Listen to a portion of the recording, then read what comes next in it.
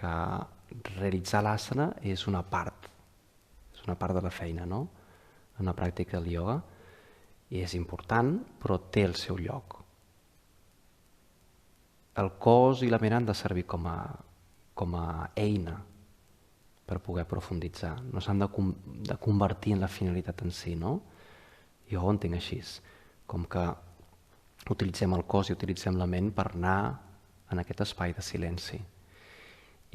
La tècnica pot ser molt fina, molt precisa, però de vegades també correm el risc de centrar-nos només en aquest alineament.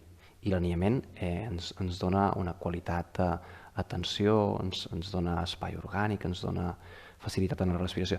És a dir, és un bon substrat on que germinin les llavors d'aquesta autoindagació.